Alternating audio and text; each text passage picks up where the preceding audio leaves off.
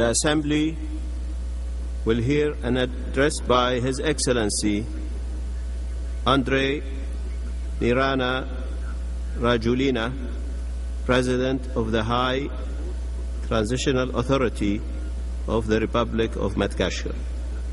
I request protocol to escort His Excellency.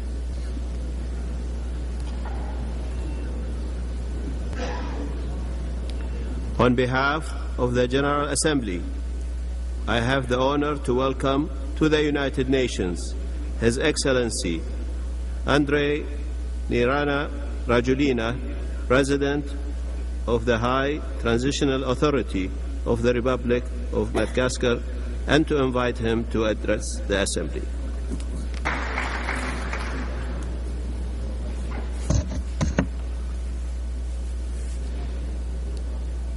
Monsieur le Président,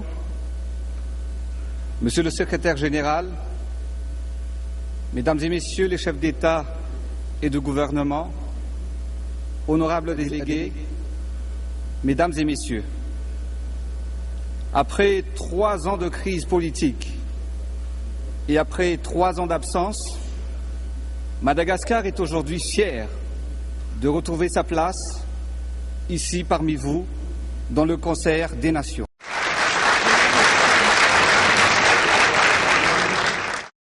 Au nom de mes compatriotes, je suis particulièrement honoré de participer à ce débat général axé sur le rôle de la médiation dans le règlement des différends par des moyens pacifiques.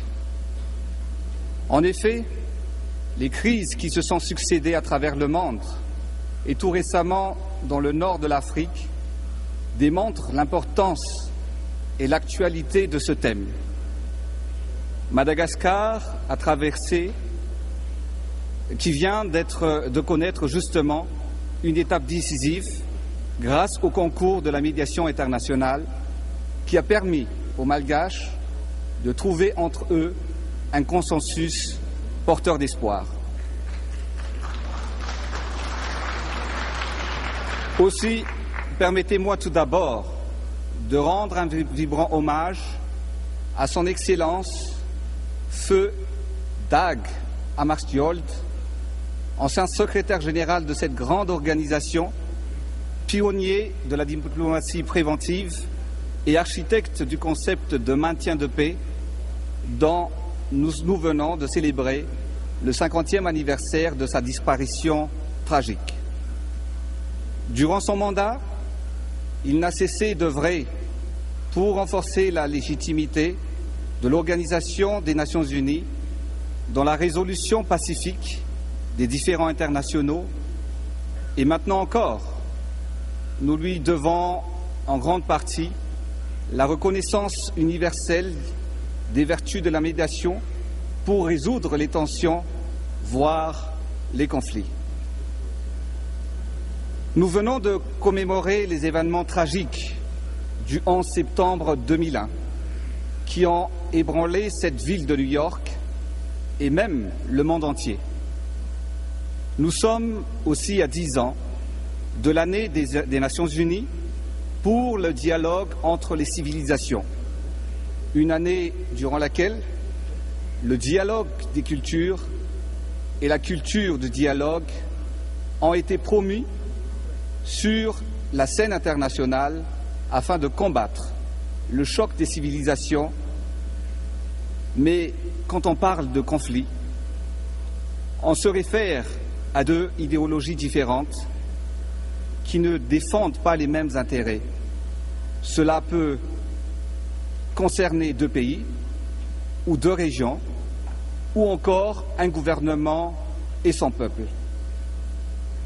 Dans ce dernier cas, lorsque l'un ne respecte plus l'autre, cela engendre un soulèvement populaire qui aboutit à un conflit, conduisant à une crise, d'où l'importance du rôle de la médiation pour régler les différends par des moyens pacifiques.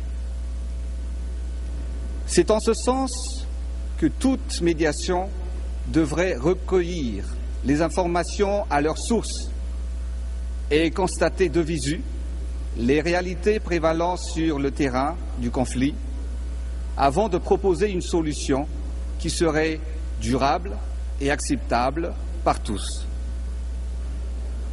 Monsieur le Président, l'histoire a montré que des actes démesurés d'un dirigeant, en utilisant la force, engendrent des conséquences graves à son pays, qui peuvent le ramener au chaos et coûter la vie à des dizaines, des centaines, voire des milliers d'innocents. Et c'est tout un peuple qui en subit malheureusement les conséquences graves. Pourquoi? Pourquoi? Car souvent, l'apport des vraies solutions se fait trop attendre, ce qui fait plonger une grande partie de l'humanité dans la pauvreté, car aux souffrances, à l'angoisse, au désespoir, nous devons avoir une réponse. Nous voulons changer et nous allons changer. Afin de mieux illustrer mes propos, permettez-moi de vous parler du cas de mon pays, Madagascar. Vous savez tous, autant que moi, que la grande île a vécu depuis la fin de l'année 2008 une crise politique. Le peuple malgache s'est soulevé avec détermination pour rompre avec un passé caractérisé par une mauvaise gouvernance, le non-respect des principes démocratiques, des droits de l'homme et de l'état de droit, engendrant une paupérisation généralisée, une misère sociale insoutenable au quotidien et une frustration grandissante ressentie par la majorité de mes compatriotes. C'est ainsi que le peuple malgache a revendiqué une vie meilleure et la mise en place d'un véritable changement, tout en se confortant au respect des principes universels.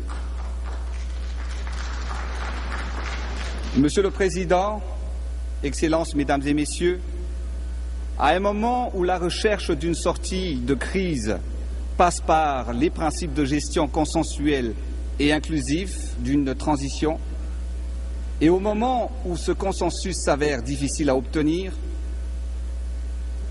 des efforts louables de médiation entre les protagonistes malgaches ont été déployés, aussi bien par les organisations de la société civile malgache que par les partenaires bilatéraux et régionaux de la Grande Île, ainsi que la communauté internationale.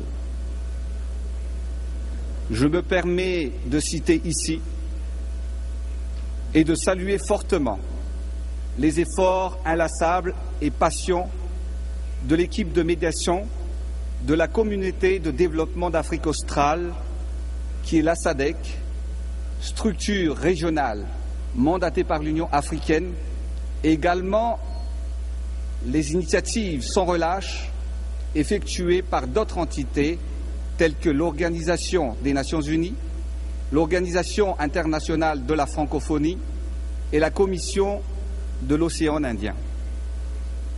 L'implication de tous et de tous les acteurs concernés dans la médiation a été indispensable afin de résoudre à une logique d'efficacité et de pragmatisme, c'est-à-dire être à la hauteur de l'urgence ainsi que les impératifs vitaux de la population et de l'économie malgache qui auraient été fragilisés si la crise et les négociations perduraient encore.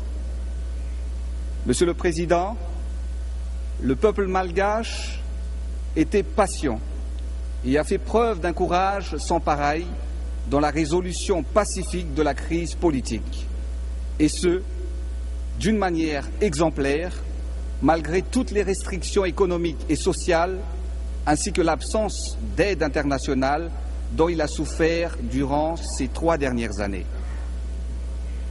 La feuille de route de sortie de crise pour Madagascar, proposée par la médiation de la SADC, a été paraphée le 9 mars 2011 et a été signée par les groupements politiques constituant la grande majorité des parties prenantes malgaches le 17 septembre dernier. la grande famille politique malgache est désormais résolue à aller de l'avant et à s'engager à œuvrer de concert dans l'intérêt supérieur de la nation pour le bien-être, la paix et la sérénité du peuple dans son ensemble. Une étape extrême importante vient d'être franchie, mais les efforts à entreprendre et qui suivent restent nombreux. Il convient dès lors de les concentrer en premier lieu vers la mise en application des dispositions de la feuille de route par pur respect des premières aspirations populaires menant vers l'organisation d'élections libres, crédibles, justes et transparentes, qui, à mon avis, la seule issue définitive à la crise et au retour à la normalité constitutionnelle. Nous sommes parvenus à trouver finalement un accord consensuel reflété par le sens du compromis dont nous sommes particulièrement fiers en raison de la culture profonde du Fiavanan. Le Fiavanan, c'est un concept de vie en société qui anime les Malgaches depuis les nuits des temps, qu'on pourrait résumer au principe de fraternité, de solidarité, de respect mutuel, de la tolérance et de la sagesse. Ainsi, nous exprimons notre détermination à aller de l'avant vers la reconstruction et le développement de notre société.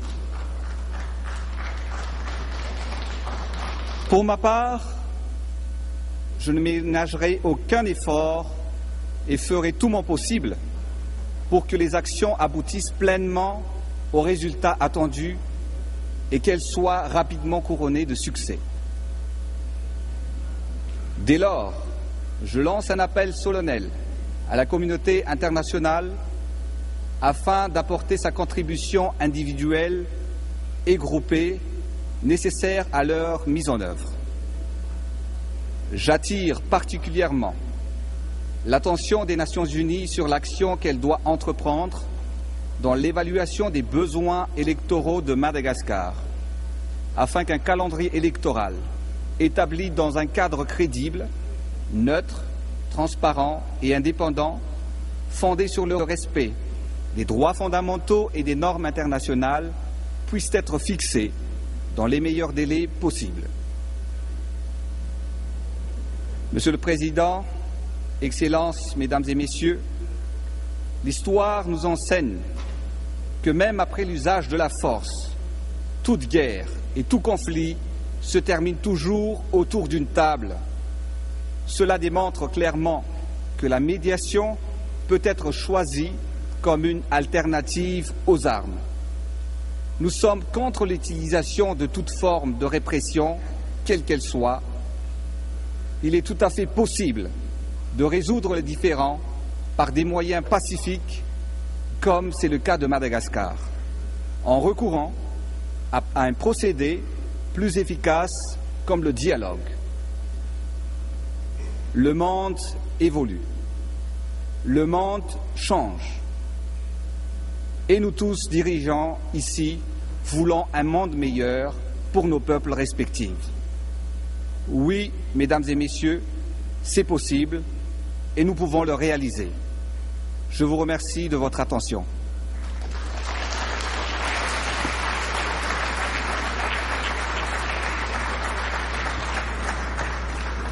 Au nom de l'Assemblée générale, je tiens à remercier le président de la haute autorité de transition de la République de Madagascar de l'allocution qu'il vient de prononcer.